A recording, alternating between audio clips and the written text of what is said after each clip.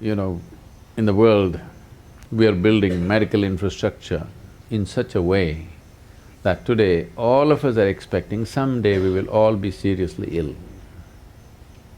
It need not be so.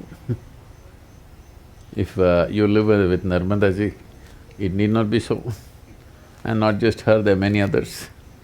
It need not be so if you know how to manage the elements, if not all of them.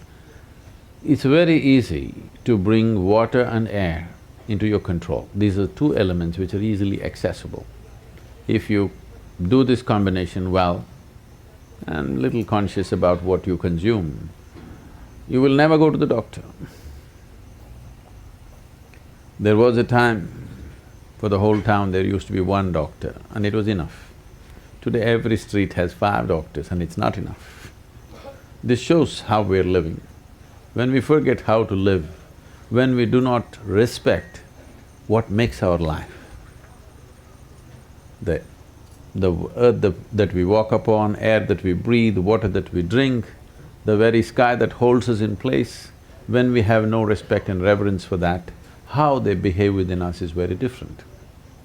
Today there is substantial scientific evidence to show that water has tremendous memory. If you just generate a thought looking at the water, the molecular structure of the water will change. Just a look, the molecular structure of the water will change. If you touch it, it will change. How you touch it is very important. So now for example, they're keeping it in a copper vessel with a flower on top of it, because this is the God. What other God?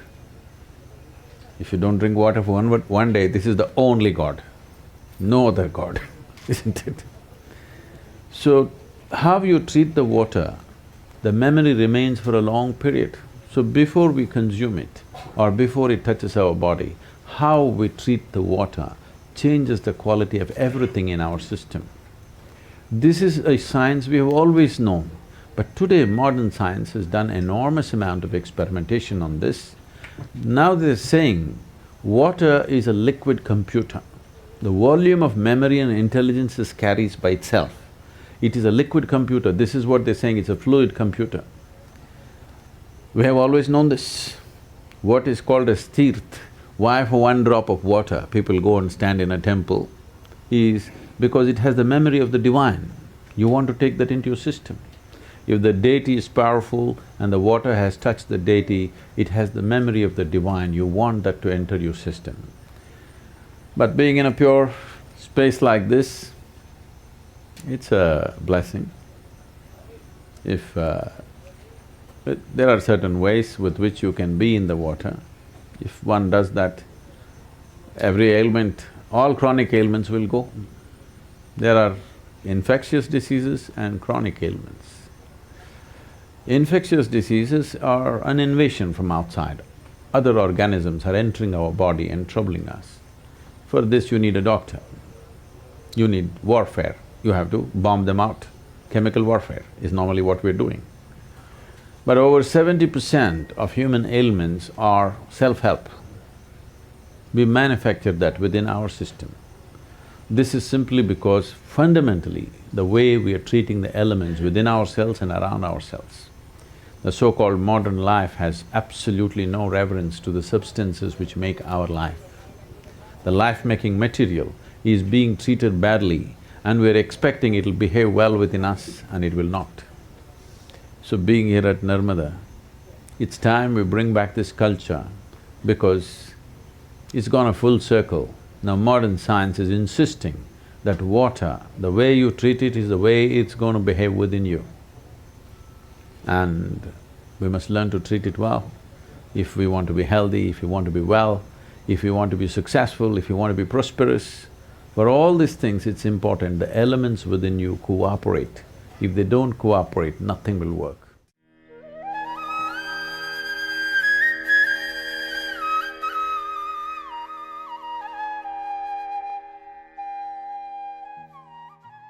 One simple thing you could do is how you treat the water, at least the water that you consume.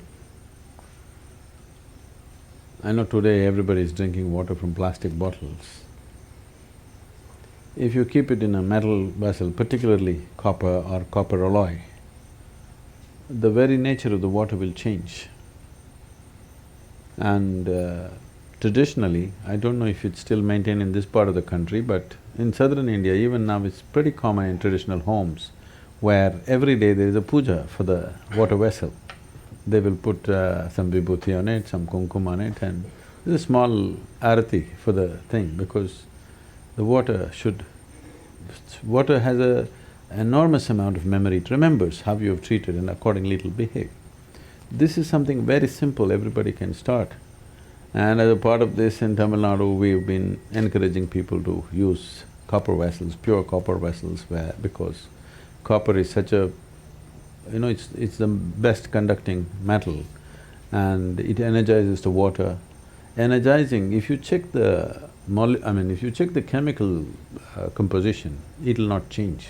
That is the beauty of it. It's only the molecular structure of the water that will change. You might have experienced this. Suppose you ever… is there a waterfall in Narmada anywhere? There's a waterfall. If the water is falling like, let's say, over 20-25 feet, and just after the waterfall, if you just touch the water, you will find water is silky for touch. Have you noticed this? Because water implodes within itself and the molecular structure changes. The way it feels is different. Today, they have created what is called as water imploding machines. You can implode the water with a machine, it just churns it in a certain way and implodes it. It has been found that if you use water imploding machines, with 10% of the water, you can grow the plants the same way as you're growing. The water consumption will come down. With 10% of water, the plants will yield the same, because the imploded water becomes silky and its ability to become a part of the plant system or tree is much, much better. So, if you're in agriculture, imploding machines can come. It's… some people have patented it in UK. We are trying to bring some machines and give this service to the local farmers in Tamil Nadu so that people can use imploded water and their water consumption in the fields will come down dramatically, because how long you pump the water, electricity not being free these days, it gets very expensive for the farmer. If the amount of water he needs to pump on his field is much less, it'll make a big difference. For daily consumption, just a copper vessel, every day if you have something, if you light a lamp next to it, if necessary, just one flower, the very way the water behaves within you will change. And before you consume just one moment of gratitude and reverence, because this is the material with which you're making your life, not with some unknown god. This is the material that makes your life every moment. And how you treat it is very important in your emotion, in your thought. If you hold water as… if you don't even have to think Devi stuff, you just understand the reality. The fact of it is, without it you cannot survive. Yes? Whatever is the basis of your survival, you bow down, isn't it? So the water, the food, just bringing that reverence, you will see the volume that you consume will also come down and the way it behaves within you will come down. If you don't catch an infection, if you treat these elements properly, as I said earlier, most probably you won't see a doctor's face unless you're one.